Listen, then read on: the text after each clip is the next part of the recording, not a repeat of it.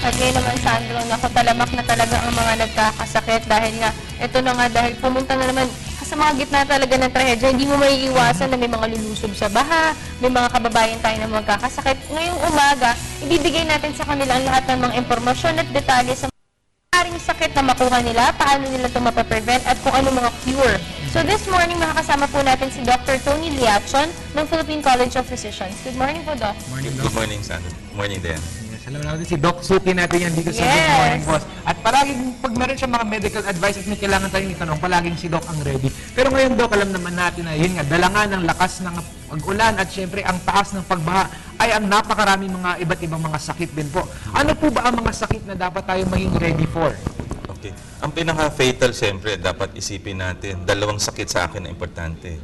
Yung leptospirosis at saka dengue fever. Yeah, let's go to the fatal kasi yan ang pinaka-importante. Tapos yung mga dapat na importante, gastroenteritis, waterborne diseases, gastroenteritis, typhoid fever, Influenza. tapos respiratory tract infection, influenza at saka pneumonia. So doon yung mga sakit na common during the rainy season. So ulitin natin sa kababayan natin, pinakadelikado po, mamaya himayin natin, leptospirosis and dengue, waterborne illnesses like gastroenteritis, typhoid fever, at saka respiratory tract infection, maaring flu at saka pulmonya. Okay, so leptospirosis, since ito yung pinaka-common lalo na sa mga ganitong kalamidad at pagbaha, paano po natin siguro kapag lumusong ka sa baha, hindi natin may iwasan eh. So, paano po siguro yung mga symptoms or yung makikita natin para ma-prevent po natin ito kaagad? Very good. Alam mo, 1886 pa siya na ni-discover ni Adolf Weil. Kasi ang other disease niya, ang Weil's disease, W-E-I-L-S. Nakita niya to sa mga taong nasa baha, nagkakaroon ng malaking spleen, naninilaw at saka may renal failure. So doon nag-evolve yung studies na yan. Tapos nung Vietnam War, 1967, yung sa mga lumalaban sa gera sa Vietnam, nakikita nila itong simptomas na to. At nung nag-impisa na kung nandun ka sa area na lagi may baha or exposed ka to river banks or maduduming environment, kasi bacteria siya na cause ng spirochete, no? Yung leptospirosis, leptospira. Tapos pagka may break ka sa skin, papasok ngayon yung mikrobyo. And then, aatakihin niya liver at saka kidneys. Mabilis siya from 2 days to 20 days, pero mabilis siya. So, the moment na makita ng mga kababayan natin na meron siyang lagnat, naninilaw siya, ang ihi niya ay tapos meron kang body pains, you have to go to the doctor right away para tingnan yung tinatawag na liver function test at saka yung kidney function. Kasi fatal siya, madadialysis ka kagad.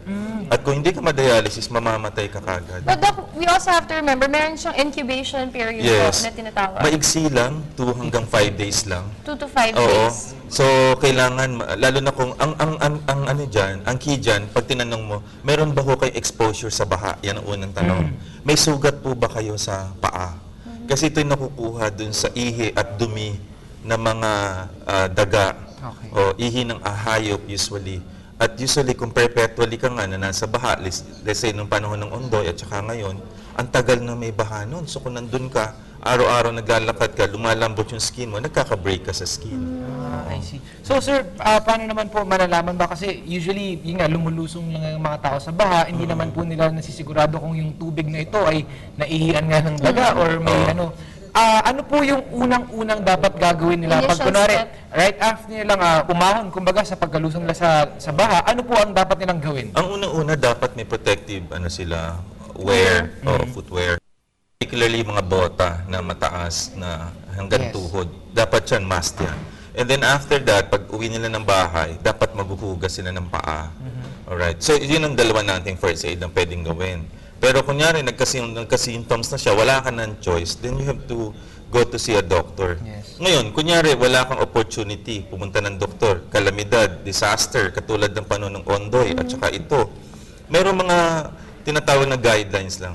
Ngayon, ang nakalagay sa guidelines, kung perpetually exposed ka sa baha at magkakalepto ka, pwede ka mag-doxycycline ng 200 milligrams or 2 tablets of 100 weekly. Yes. Ito po, Doc, siguro importante ito kasi ito nga, doxycycline nga ay talagang matunog na gamot na tinitake nga po. Pero iba-iba daw po ang naririnig ng mga tao na pag yung dosage, kumbaga. So, yan nga, paano po ba talaga ang tamang dosage, kumbaga, before, kumbaga, kasi may mga tao na tinitake nila to for safety, kumbaga, para makaiwas nga po.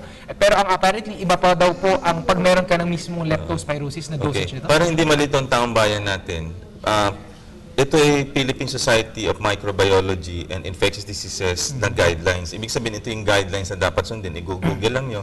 Or CDC, yung sa Georgia, Atlanta, Georgia. So nakalagay, pag expose ka sa baha, 200 milligrams weekly, once a week, until mawala ka sa baha.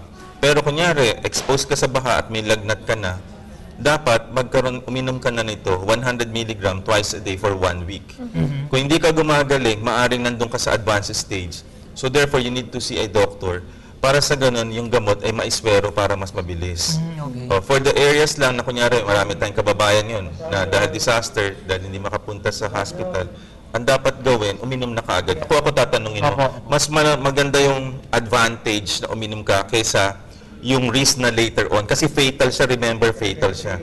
Ngayon, kung magkaroon ka ng allergy dun sa doxycycline, sa akin, that's a lesser risk rather than magkaroon ka ng renal failure or hepatorenal syndrome na tinatawag. And Doc, yung Department of Health nga ngayon, nag-start na sila mag-distribute ng mga medicines laban po sa leptospirosis. At nakakatuwa dahil sa 63% lower daw po yung mga nagkaroon as compared po last year.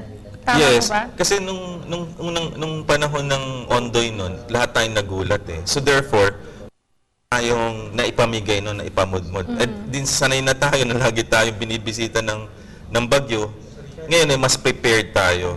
Pero dahil prepared nga tayo health-wise, pero ang infrastructure natin hindi pwede. So therefore, ang dapat magprotekta sa atin, sarili natin, empower natin, sarili natin matutunan to. At sa tulong din ng Department of Health. Sa akin, ang paniniwala ko, knowledge is power. So therefore, tayo dapat empower natin ang sarili natin sa knowledge.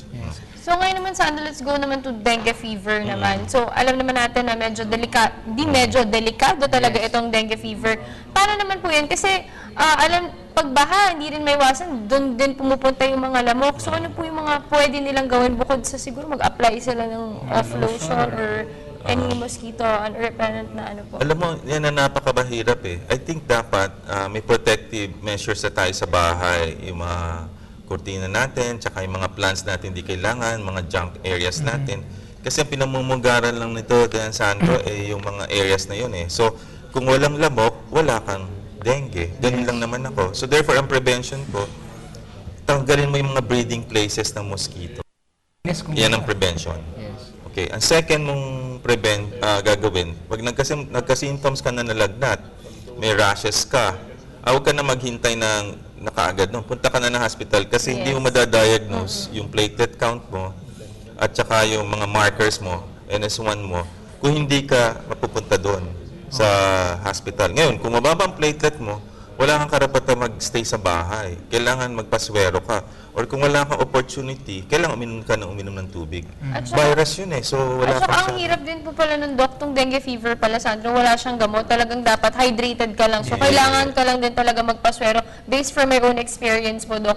Dahil day 1 pa lang, nagpaswero na ako kagad. Tama. Ang Naagapan siya. makakasagip sa Andro is actually yung early hydration. Ito naman po, sir, since napag-usapan nga po natin ng hydration, alam naman natin na meron din mga tinatawag ng mga waterborne na sakit, kumbaga parang mga diarrhea po.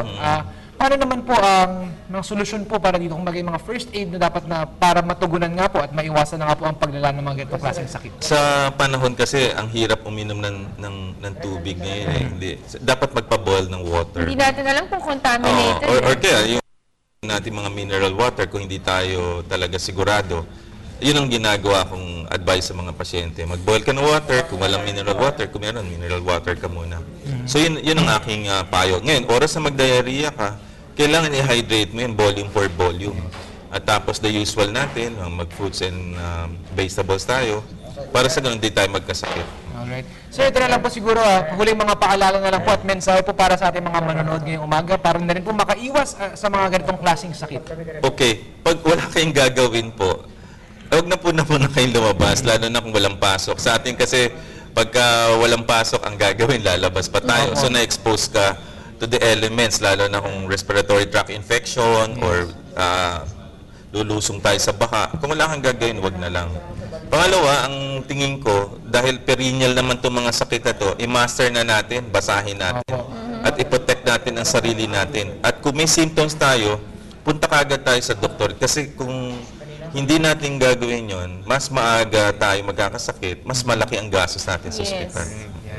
So, yan, ang dami natin natutunan this morning, yung mga tips and advices na pwede po natin gawin. Ito rin kailangan talaga, mahilig din tayo mag-research at magbasa. Ilang beses na rin tinamaan ang bansa natin sa ganyan. I'm sure naman alam na ng mga kababayan natin yan. And of course, prevention is always better. Yes, at syempre, tama yung sinasabi nga ni Dea na mag-research, alamin natin yung mga sakit na dapat nating paggandaan.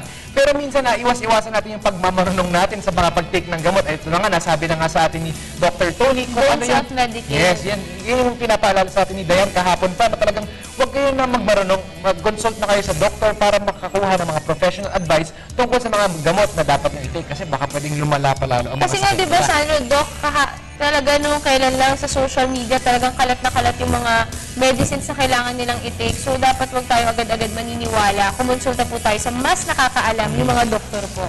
Alright. Maraming salamat po Thank you sa so inyong panahon much ngayong for umaga. joining That was us. Dr. Tony Liachan from the Philippine College of Physicians.